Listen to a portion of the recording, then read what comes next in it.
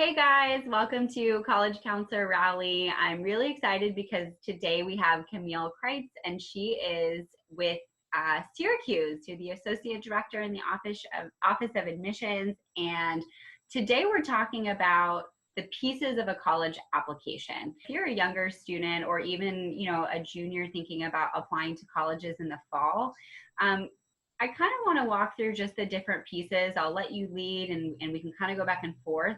But just very general, when we look at a holistic review of a college application, what does that even mean? Okay, so basically the holistic review means that we are looking at every single piece of your application. We are obviously looking at your GPA, but we're not just looking at your final GPA. We look at how you arrived at that GPA. So did you start off slow maybe in the ninth grade and you've been kind of rebuilding your GPA since then? Have you challenged yourself with honors and AP classes? So how much are you challenging yourself academically? Have you had some bumps in the road? Maybe there was some life event that occurred and you have a semester where your GPA dipped. It's important that you explain that somewhere in your application. So we're looking at the GPA, we're looking at your test scores for most majors. In our case, we are test optional for our visual and performing arts majors because they also have to submit either auditions or portfolios. So we are looking at your test scores. And then we look very closely at your essay. So your essay is that part of your application where you can really take advantage and get personal so that we can sort of get to know you a little bit better beyond the statistics and the grades and the lists of things that you're doing. This is really your chance to sort of shine. So we're looking at those essays. The letters of recommendations are really important. I really love, just to kind of back up to the academic piece, I love that you said the GPA, but also really looking at the transcript as a whole. I think for families, that GPA number, even a tiny point difference can really feel like a make or break. But I love how you explained it's really presenting the transcript and the grades as a whole. So, if you're a younger student and you have the space and availability to take some advanced coursework and it makes sense, like that's all going to come into play. And there are spaces of an application to provide context if you had a semester where something personal happened or a circumstance that affected those grades. And then that essay piece, I believe you guys have different types of essays. In most colleges, you'll have, a main essay where you get to decide what you want to talk about. And then, maybe a smaller supplemental essay that has to do with your interest in the university or like a specific department. Yeah. Right. So we are part of the Common App. So we have that typical Common App personal essay, but we do also ask, we have 2 supplemental essays, and those supplemental essays are really to show the student's interest in the university. So we know that students are applying to 5, 8, 10, hopefully not more than that, schools. But we can tell often from those supplemental essays if we're a school that you are really interested in attending, or if we're just that number 10 that you needed to add to round out your list. So that's where those supplemental essays come in. Those are really important. Even though they're short, they should still be well written and they should be edited just like your personal essay. But they should also be very well researched. So if I am reading an essay that says, the reason I chose Syracuse is because, it's a mid-sized school and, it's a residential campus, and you list all the things that we have on our website, that doesn't really tell me why you're applying to Syracuse. If you tell me it's because of a specific major that, perhaps is one of our top majors, or maybe you want to work with a specific professor that maybe you've read one of his articles and you're like, this is the person I want to study with. You've done your research, there's a reason. Or maybe you just visited campus and fell in love with campus. whatever the reason is, but there should be a real reason that you're applying and not just as sort of your number 8 or number 10 on your list.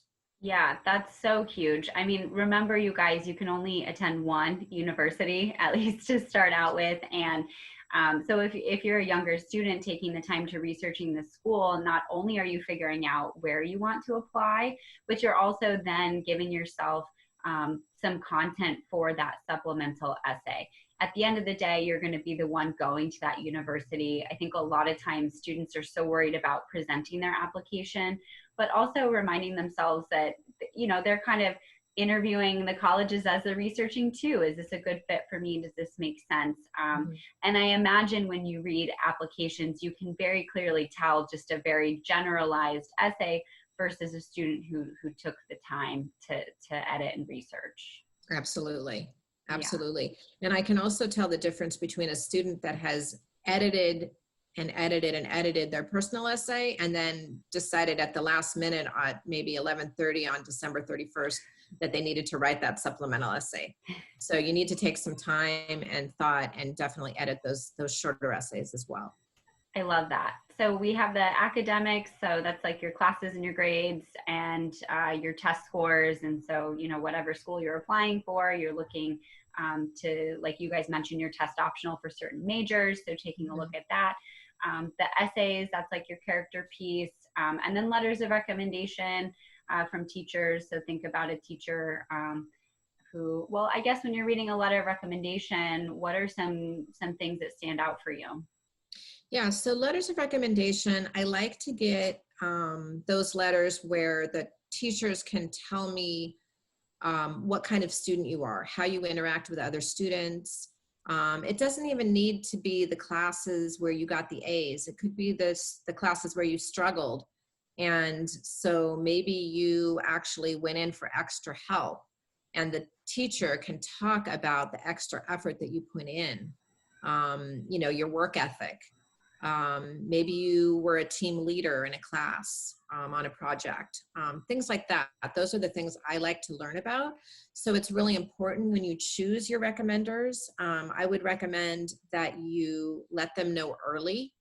I would say think about it very seriously over the summer after junior year, and by the first week of class, when you get back to class in the fall, make sure that those teachers know that you would like them to be your recommenders, because the last thing you want to do is ask them last minute and either they can't or they don't give you a good recommendation. So you want to give them plenty of time because you want them to really be able to write about, you know, what your strengths are as a student, as a person, just as a citizen in your classes. Those are the things I want to see because I want to see how you will be able to, what kind of student you'll be when you're on campus. Perfect. Thank you. And then I think last, there is a section for activities and awards. So activities and really anything that you've had a committed responsibility to throughout high school, or a talent or a strength or a skill, kind of like your resume piece to the application that just helps you guys understand, you know, your strengths and your interests. Yeah, that's important. Obviously, you know, we're interested to see what students do outside of class. Syracuse students tend to be students that are very active. They might have a double major or a major and a minor, but they probably are also going to be very active in clubs on campus. And so we are looking for those students who challenge themselves outside of the classroom as well and who have diverse interests. So, you know, the student who is going to go pre-med and maybe does some volunteer work and then is on the surf team, or somebody who is a big hiker, maybe they are an Eagle Scout or a Girl Scout, and they're really interested in outdoor activities, but I don't know, they also love to bake. I mean, just, you know, we're just looking for students that have those sort of diverse interests, and anything that you like to do, anything that you're passionate about, any kinds of awards, you know, those are the things that we want to see because they really help us understand how, again, what kind of citizen you will be on our campus. because we are a residential campus and students, at least half of our students live on campus. So it's important that you are also going to be an important part of the Syracuse community if you do come to our campus. I love that. Yeah. And you know, each college is different, each student is different. So this is where that research comes into play.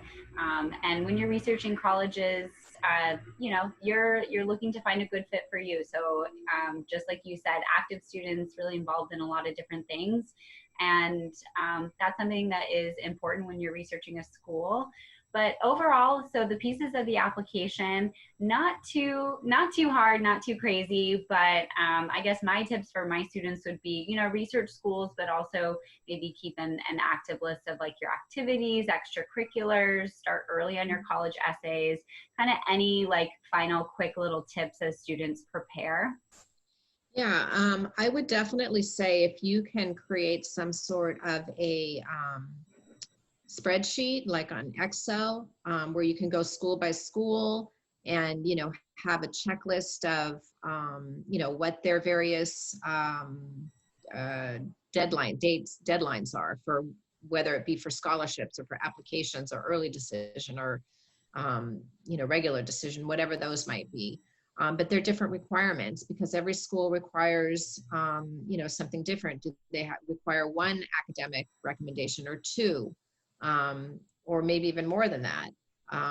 You know, what are the various things that different schools are requiring so that you have that checklist and you can check those off. And then, yeah, really keeping track of your activities is important. Because, and you know, you can kind of put those in order because you won't be able to put everything on your application. So you want to make sure that the things that are more important get into the application. And lastly, I think it's really important that if you do have any anomalies in your transcript, that you know, you make sure that those are explained in the application. And also, if you have any kind of learning differences, that's really important because you want to be sure that whatever school you are going to is going to be able to support you if you do have any sort of learning differences. So that's really important. A lot of times students ask me if they should disclose that. And it's the last thing you want to do is get to a school and find out that they don't have the support system you need. So those things are very important as well. That's amazing. That's a huge tip. We could do so many other videos on organization and sharing and all of that.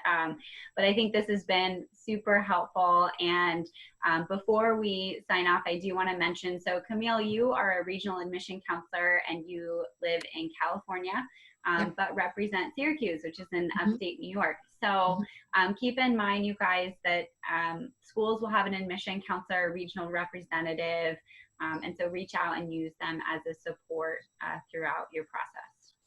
Yes, and we also have the advantage that we have an office in the San Fernando Valley in Los Angeles because it's where one of our semester internship programs for our upperclassmen at Syracuse is located. So we actually have an office where we're able to meet with students, interview students, and where we can also, you know, we might have information sessions. But so we are really local with an office presence as well. I love that. So check out all of the local opportunities so that you can connect with your admission counselors as you're researching schools and then going through the application process.